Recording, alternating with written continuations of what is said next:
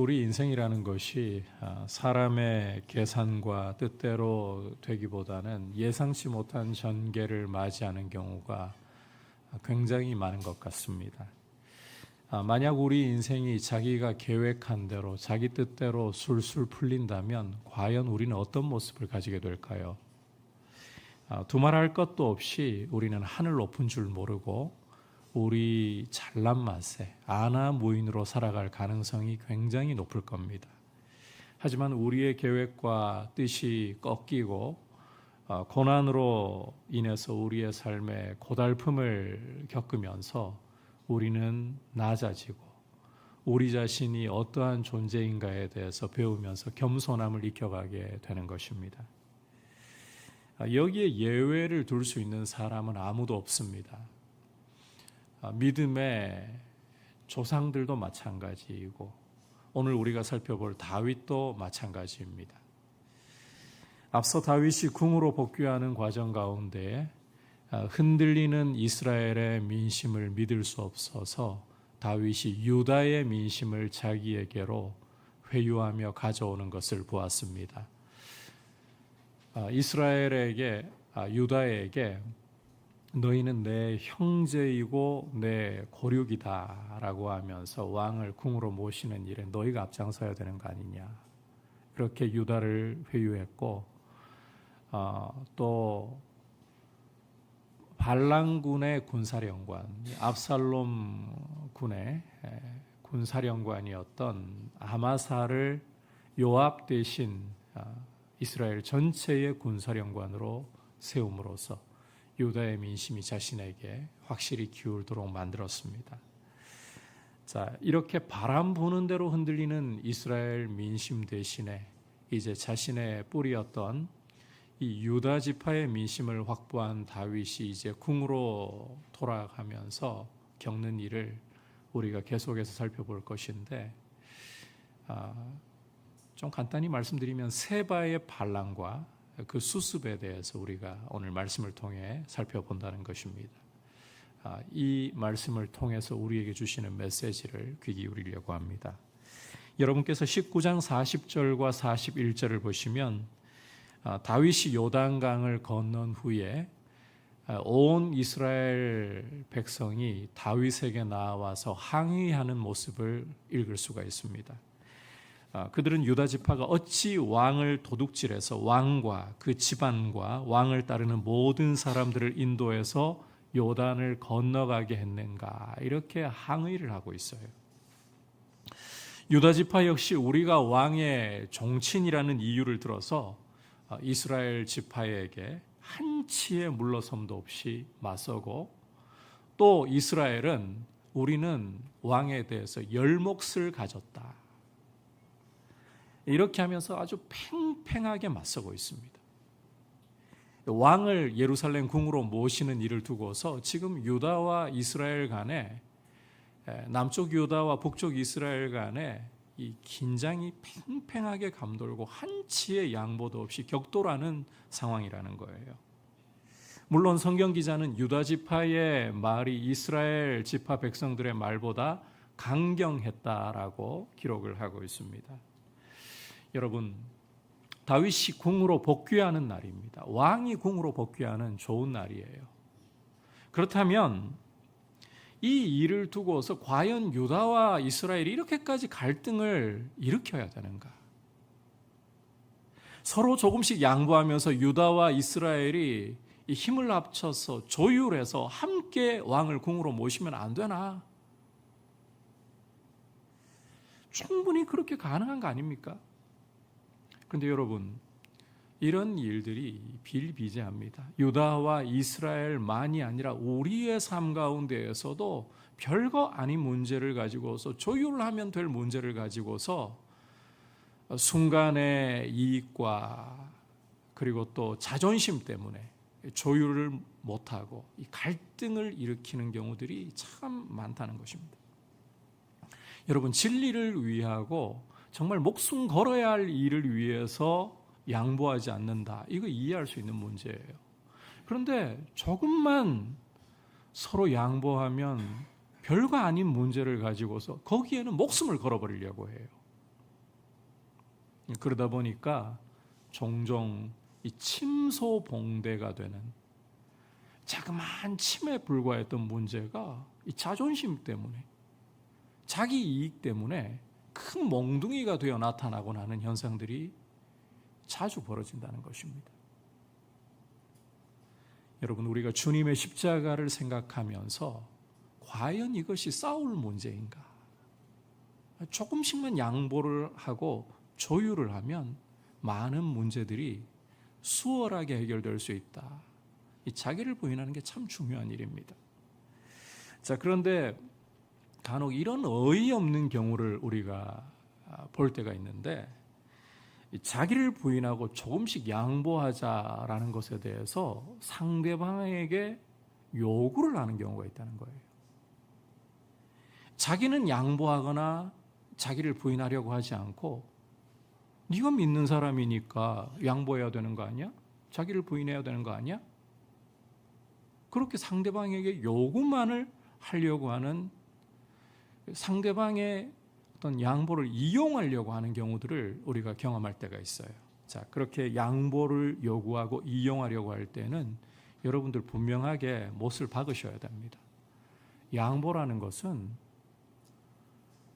내가 다른 사람에게 요구해서도 안 되고 남이 나에게 요구할 수도 없는 내 몫이에요.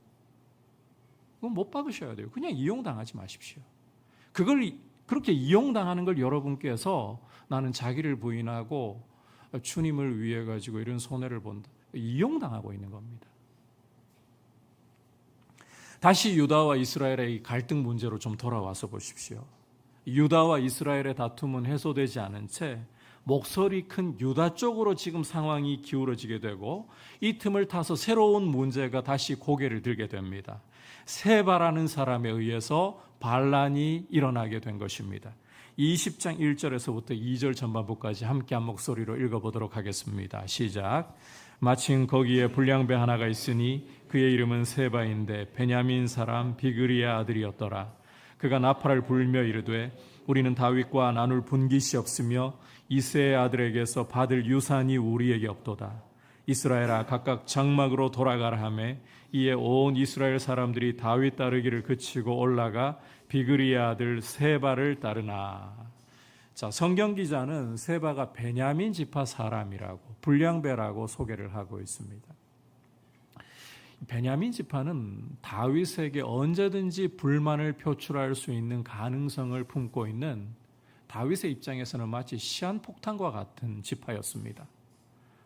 그럴 수밖에 없는 이유 중에 하나가 이스라엘의 초대 왕이었던 사울 어느 지파 사람입니까? 베냐민 지파 사람입니다.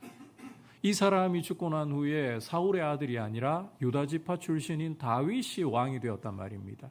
이것에 대해서 이 베냐민 지파 사람들 가운데에는 말은 하지 않아도 속에서 부글부글 끓는 경우들이 종종 있곤 했다는 것입니다. 자, 특히 지금 왕이 왕궁으로 돌아오는 좋은 상황이긴 하지만 반란이 일어나고 수습된 굉장히 시국이 불안한 상황입니다. 이런 상황 속에서 잘못 건드리면 이 베냐민 지파가 이 속에서 끓는 것이 터져나올 가능성이 높지 않겠습니까? 실제 그런 사람이 있었는데 바로 불량배, 성경 기자가 악하고 쓸모없는 사람이라고 묘사하는 세바였던 것입니다. 여러분, 이스라엘 민심이 바람에 부는 갈대처럼 흔들린다라는 것 우리가 살펴보았지 않습니까? 그 때문에 다윗이 이 흔들리는 민심을 믿으려 하기보다 자기 뿌리인 유다 지파를 자신에게로 당겨오는, 그들을 지지 기반으로 삼으려고 하는 이런 노력을 기울인 거잖아요. 이스라엘은 세바라는 사람이 일어나서 지금 유다 지파하고 갈등 가운데 되게 지금 마음이 상한단 말이에요. 이런 때 세바라는 작자가 일어나가지고 다윗 따를 거 뭐냐? 이스라엘아, 다윗에게서 돌아서 이래버리니까 그냥 세바를 따라가 버리는 거예요.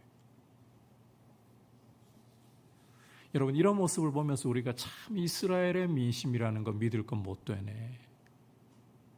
왜 다윗이 유다 지파를 의존하려고 했는가? 이해가 되네. 혹은 이 세바라는 사람을 보면서 이런 못된 불량배가 어디 있나, 이런 생각을 우리가 품을 수도 있을 것 같습니다.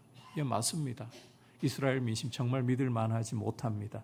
세바라는 작자 악하고 쓸모없는 사람 맞습니다. 그런데 여러분, 우리가 한 가지 간과하지 말아야 할 것이, 이 모든 태풍의 눈에는 다윗이 있다는 걸 잊어버려서는 안 됩니다. 다윗이 유다와 이스라엘 갈등의 중심에 서 있습니다. 왜냐하면 다윗이 이스라엘 민심을 믿을 수 없어서 유다 지파를 의지한 것이 지금 이 문제의 모든 발단이 되고 있기 때문입니다. 게다가 여러분, 다윗의 모습을 한번 보십시오. 성경에서 이런 지금 갈등이 일어나고 분열이 일어나고 있는 상황, 이 상황 속에서 다윗이 나서서 중재하고 화해시키고 해결하려고 하고 있습니까? 여러분, 왕이라면 이런 갈등의 상황이, 나라에 다시 국난이 일어날 수도 있을 위기가 도래하는데 나서서 자기가 봉합하려고 해야 됩니다. 그런데 내버려 두고 있어요. 방관자가 되고 있어요. 자기가 유다 지파를 의지하고 있기 때문입니다. 바꿔 말하면 오직하게 하나님을 신뢰하기보다, 하나님을 의지하기보다 유다 지파를, 자기가 믿을 만하다고 생각했던 유다 지파를 붙든 것이 결국은 또 다른 반란이 일어나는 단초를 제공했다. 결국 다윗이 세바 반란의 원인 제공이었다. 이렇게 우리는 이야기할 수가 있는 것입니다. 자, 앞서 다윗이 아마사를 요압을 대신해서 이스라엘 전체의 군사령관으로 임명하는 것을 우리가 보았습니다.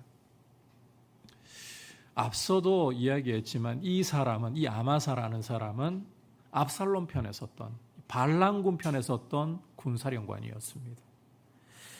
자, 다윗이 왜 발람군 편에 섰던 사람을 이스라엘 전체의 군사령관으로 요압 대신 임명한 것이었는가? 여기에는 두 가지 목적이 있다고 했었죠. 첫 번째로는 다윗 곁에서 큰 도움이 되긴 하지만 중요하고 결정적인 순간에 발목을 자꾸만 잡아대는, 다윗을 옥죄고 있는 요압을 견제하려고.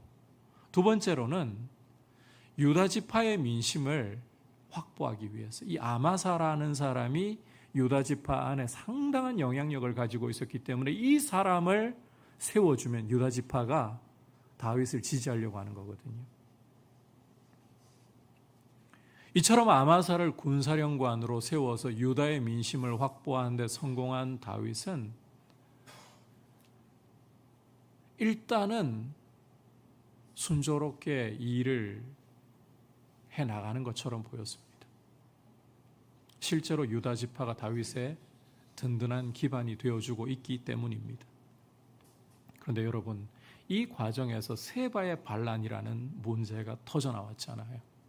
그래서 이 새로운 국난을 다윗이 해결을 해야 합니다. 따라서 여러분께서 이제 20장 3절로 가보시면 다윗이 왕궁에 복귀해서 우선 압살롬이 범한 10명의 후궁 문제를 처리하고는 4절에서 보듯이 아마사에게 조속히 3일 내로 유다 사람들을 징집해서 세바의 반란을 진압할 것을 명합니다. 자, 그런데 여러분께서 말씀을 계속해서 읽어보시면 이 아마사의 대응은 신속하지 못했고, 다윗은 이 국난을 빨리 해결하지 못하면 나중에는 더 큰 후환이 발생할 수도 있을 것 같다. 이 조급한 마음이 드는 겁니다. 따라서 이 조급한 심정에서 다윗은 6절에서 보듯이 요압의 동생인 아비새를 지휘관으로 세워서 자신의 군대를 세바의 반란 빨리 진압하도록 파견을 합니다. 요압을 견제하기로 지금 다윗이 아예 작심을 한 게 보이죠. 왜냐하면 원래 군사령관 누구였습니까? 요압이에요. 그런데 요압을 배제시켜버리고 그 동생인 아비새에게 군대를 맡겨서 반란 진압을 명하고 있기 때문이에요. 자, 그런데 이 과정에서 다윗이 예상치도 못한 또 새로운 충격적인 일이 벌어집니다. 7절부터 해서 10절 전반부까지 함께 읽어보도록 하겠습니다. 시작. 7절입니다. 그렛 사람들과 브렛 사람들과 모든 용사들이 다 아비새를 따라 비그리 아들 세바를 뒤쫓으려고 예루살렘에서 나와 기브온 큰 바위 곁에 이르매 아마사가 맞으러 오니 그때에 요압이 군복을 입고 띠를 띠고 칼집에 꽂은 칼을 허리에 맸는데 그가 나아갈 때에 칼이 빠져 떨어졌더라. 요압이 아마사에게 이르되 내 형은 평안하냐 하며 오른손으로 아마사의 수염을 잡고 그와 입을 맞추려는 체함에 아마사가 요압의 손에 있는 칼은 주의하지 아니한지라. 요압이 칼로 그의 배를 찌르매 그의 장자가 땅에 쏟아지니 그를 다시 치지 아니하여도 죽으니라. 자, 여기까지 보시겠습니다. 함께 읽은 말씀을 보시면 세바의 반란을 진압하러 나온 다윗의 군대가 기브온 큰 바위 곁에 이르렀을 때에 아마사가 소식을 듣고 맞으러 나오고 있습니다. 아마사로서는 군대의 총사령관이기 때문에 자기가 이 군대를 맞이하는 게 당연하다라고 생각하고 나온 것 같습니다. 자, 이 아마사를 보고서 여러분 상식적으로 누가 앞서 나가서 인사를 해야 될까요? 여러분 생각에는 이 생각을 하고 이 말씀을 읽어보시면 상황이 뭔가 이상하다. 아비새 아닙니까? 다윗이 누구를 지휘관으로 세웠습니까? 요압을 제끼고 그 동생 아비새를 지금 지휘관으로 세워서 보낸 것입니다. 그렇다면 아비새가 총사령관인 아마사에게 나아가서 여차여차한 상황입니다 라고 상황 설명을 해야 정상인데, 그런데 아비새를 제껴버리고 지금 요압이 앞장서서 나가서 아마사와 인사하려고 하고 있습니다. 아마사는 왜 이걸 이상하게 여기지 않았을까요? 요즘 시대에 요즘 문화로 봐서는 그럴 수도 있지 않겠나 하지만 고대는 안 그렇습니다. 이런 질서 되게 중요한 문제입니다. 그런데 아마사는 왜 이걸 이상하게 여기지 않았을까요? 여러분, 아마사로서는 지금 세바의 반란 진압하기 위해서 유다 병사들을 징집하러 나가서 지금 궁에서 무슨 일이 일어났는지 전혀 모르고 있잖아요. 오늘날처럼 휴대폰 한 통이면 소식을 전해드릴 수 있는 그런 사회 아니잖아요. 그러니까 전혀 모르고 있을 가능성이 높다는 거예요. 자, 그런데 여러분, 이렇게 지금 요압이 나서서 아마사에게 인사하려는 것에는 상당히 심각한 계략이 숨어 있었습니다. 문자 그대로 인사를 하려고 하는 게 아니었습니다. 이것은 아마사에게 방심을 준 다음에 아마사를 죽여 제거하려고 하는 목적이 있었던 것이었습니다. 참고로 고대 근동 지역에서는 인사를 할 때에 입맞춤으로 인사하는 경우가 흔한 일이었습니다. 그래서 여러분께서 성경을 읽다 보면 입맞춤으로, 거룩한 입맞춤으로 서로 문안하라, 이런 말씀을 하는 것을 성경에서 종종 읽을 수가 있을 거예요. 요압도 이 아마사에게 인사를 하려는데 그런 관습을 따라서 9절에서 보듯이 아마사의 수염을 잡고 입맞추려는 체합니다. 여러분, 아마사 입장에서는 자기에게 인사하려는 사람에게, 그것도 사촌간입니다. 사촌간에 해당하는 사람에게 과연 경계의 날을 세울 수가 있겠습니까? 자, 이쯤 되면 요압과 아마사 관계가 궁금하신 분도 계실 건데, 여러분께서 9절 다시 보시면 요압이 아마사에게 내 형이라는 표현을 쓰고 있는 거 읽을 수가 있죠. 이 요압과 아마사는 이종 사촌간이에요. 이 두 사람의 어머니가 자매간이었다는 겁니다. 이런 사람에게 여러분, 아마사가 경계의 날을 세우면서 그것도 입맞춤에 인사하려고 하는데 과연 주의하겠느냐 말입니다. 그런데 여러분께서 8절과 10절을 보시면 요압의 손에는 칼이 들려 있었고 칼이 칼집에서 뽑혀 있어요.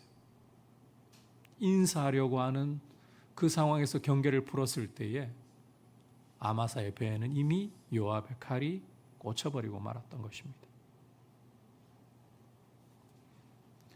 여러분, 요압이 얼마나 악하고 얼마나 교활하고 얼마나 자기 이익에 눈이 멀어 있는 자인가, 이걸 보여주는 게 성경 기자가 보여주려고 하는 한 의도이기도 합니다.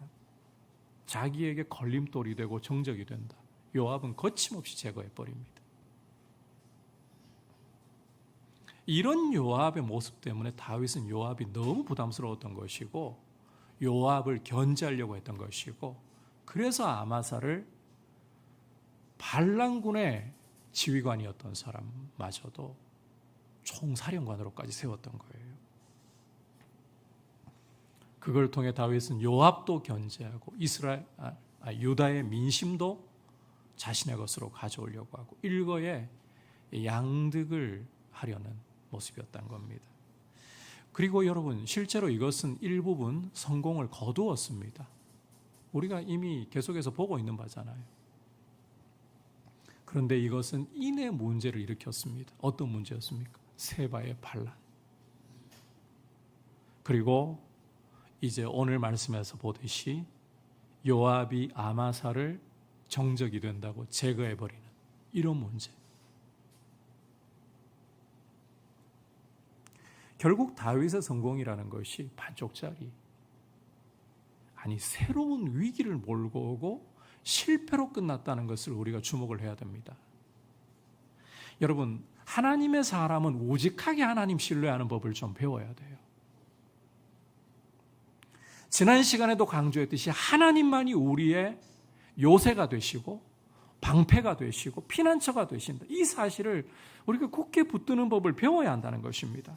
잔머리 굴리면서 눈에 보이는 상황과 사람을 의지하려고 하는 것, 여러분, 이것은 결국은 모래 위에다가 성을 쌓는 것과 마찬가지라는 사실을 우리가 가슴 깊이 새길 필요가 있습니다. 장꾀를 부리는 것은 결국은 하나님의 사람에게는 부메랑이 되어오고 함정이 되어서 돌아오기 쉽다. 이 사실을 잊어버려서는 안 됩니다. 창세기 12장을 읽어보시면 아브라함이 정확히 이런 모습을 겪고 있는 것을 우리는 발견할 수가 있어요. 약속의 땅 가나안에 기근이 임했을 때에 아브라함은 그 기근을 피해서 애굽으로 내려갔습니다. 애굽에 들어가기 직전에 아브라함은 자기 신변이 걱정이 되는 거예요. 아내 사라가 그 당시 나이가 65세에서 그보다 플러스 알파 정도, 65세의 할머니가 미모가 걱정이 돼가지고 신비한 미모를 가지고 있었던 것 같아요. 그 미모 때문에 사람들이 자기를 죽이고 아내를 빼앗을까 봐 사라에게 나를 오빠라 부르시오. 자신은 사라를 누이라고 부르면서 사람들을 속입니다. 당장은 신변에 위협이 없었어요. 남매간을 누가 함부로 해야겠습니까? 남매간인데. 그런데요, 이 사라의 미모에 대한 소문이 바로의 귀에까지 들어갔어요. 애굽의 왕인 바로의 귀에까지 들어가서 사라를 나에게 데려오라. 뭐 문제될 거 있습니까? 바로 입장에서는 아브라함이 자기 누이라고 했는데. 그래서 많은 재물을 주고 사라를 데려오는데 아브라함은 항의 한번 할 수 없이 사라를 그냥 내어줄 수밖에 없었습니다. 물론 하나님의 주권적인 개입을 통해 사라가 안전하게, 아브라함도 안전하게 보호를 받으면서 애굽에서 나올 수 있었습니다만, 여러분, 잔머리 굴리고 스스로 안전과 확실함을 꾀하다가 이런 낭패를 보는 거예요. 이처럼 하나님의 사람은 계산과 장꾀로서 자신의 안정과 삶의 든든함을 찾으려고 할 것이 아니라 영원한 반석이 되시는 우리 주님께, 주님의 말씀에 의지함으로써 우리 삶에, 여러분, 지난 시간에도 강조했습니다만 사람을 통해서도, 환경을 열어주셔서도 하나님이 얼마든지 우리 삶을 보호하실 수 있습니다만 그건 통로일 뿐이고 하나님이 우리의 든든한 반석이 되셔야 된다. 이 사실을 다시 한번 강조합니다. 오늘 말씀이 다시 한번 반복되고 있기 때문에 그래요. 여러분 이 사실을 꼭 붙드시기를 바랍니다. 자, 이제 세바의 반란이 어떻게 진압되는가 이 부분을 좀 살펴보도록 하겠습니다. 이 부분은 굳이 해설을 안 해도 읽기만 해도 여러분께서 충분히 아실 수 있는 내용이기 때문에 생략할 부분 생략합니다. 자, 자신의 정적을 제거한 요압은 이제 자기가 아예 지휘관이 되어버렸습니다. 아빗의 동생이니까 너 물러나. 아마사 이미 죽었어요. 자기가 총사령관이 되어가지고 이 세바의 반란을 진압하기 위해 군대를 이끌어가고 있습니다. 자, 이 요압의 추격을 받는 세바는 아벨이라는 성벽이 있는 성에 들어가 버렸어요. 이러면 참 이 반란 진압하기가 쉽지 않거든요. 그러면 이제 요압의 입장에서는 성벽을 무너뜨리고 이 세바의 반란군을 무너뜨려야 된다. 토성을 쌓으면서 아벨이라는 성을 공격하려고 하는 거예요. 지금 아벨이라는 한 성이 갑자기 반란군이 들이닥치면서 위기에 처한 것입니다.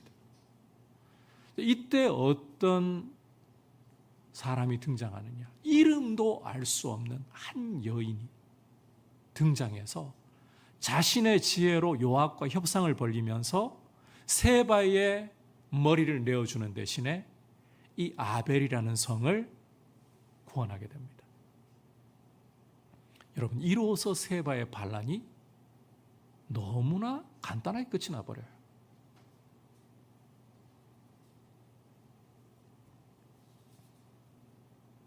복잡한 과정이 없어요. 이름 모를 한 여인이 요압과 협상해가지고 끝내버렸어요. 참 이게 놀랍지 않습니까, 여러분?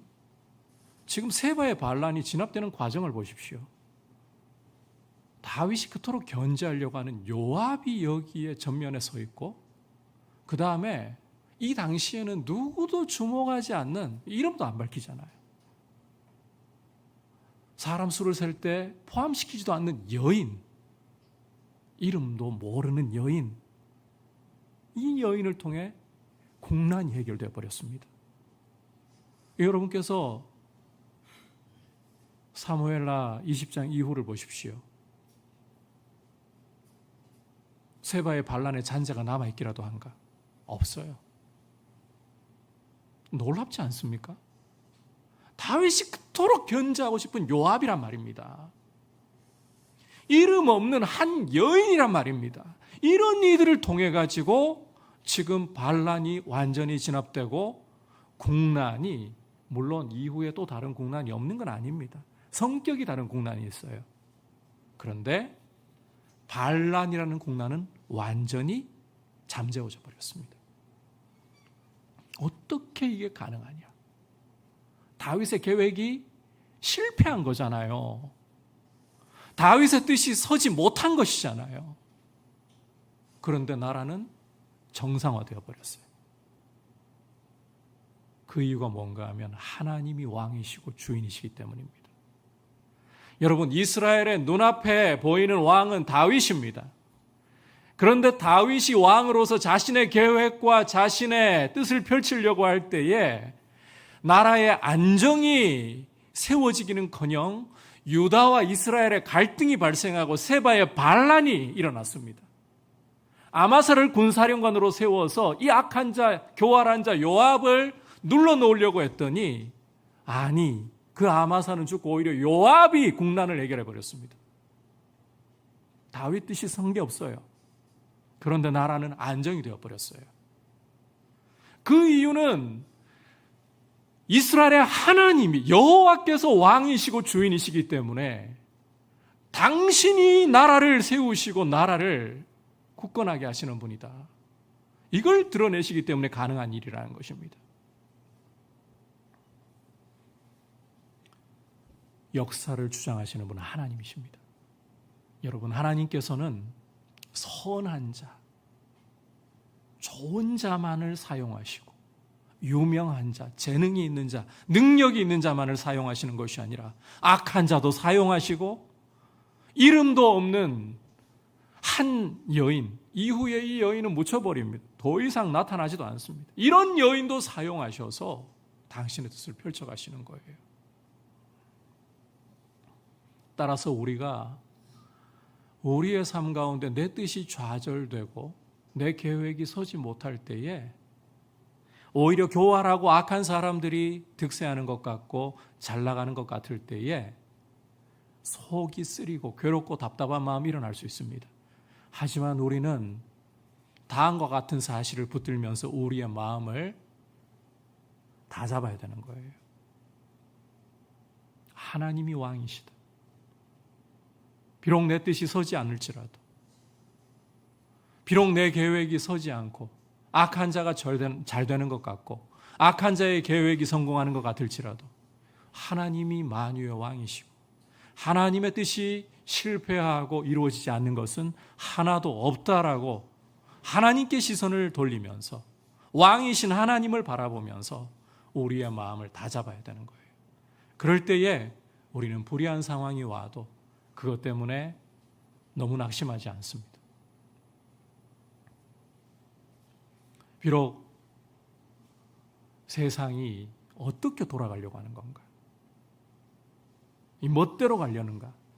아니, 하나님의 뜻이 선다라는 것을 붙들 때에 우리의 마음은 하나님을 바라보면서 일어설 수가 있는 것입니다. 여러분, 누가 왕이신가? 누가 왕이십니까? 여러분의 마음속에 누가 왕이신가를, 누가 역사의 주인이신가를 깊이 묵상하면서 눈앞에 보이는 상황보다 그 너머에 계시는 왕이신 하나님을 바라보면서 여러분의 마음을 날마다 다잡고 우리의 주어진 자리에서 믿음으로 한 걸음 한 걸음 내디딜 수 있기를 주님의 이름으로 축복합니다. 오늘 세바의 반란이 일어나고 그 반란을 진압하는 과정에서 우리가 주시는 메시지를 귀 기울였습니다. 첫 번째로 하나님의 사람은 스스로 잔꾀를 부려서 스스로 자신의 안전을 도모하려고 수를 써서는 안 됩니다.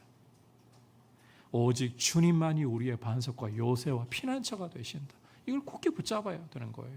두 번째로 내 뜻과 계획이 서지 않고 오히려 악인이 성공하고 득세하는 것 같을 때에도 누가 왕이신가를 생각하고 누구의 뜻이 설 것인가를 바라보면서 용기를 내어야 합니다. 왕이신 하나님, 가장 능하시고 선하신 하나님의 뜻이 반드시 서게 되는 줄 믿습니다. 굳건하게 서시기를 축복합니다.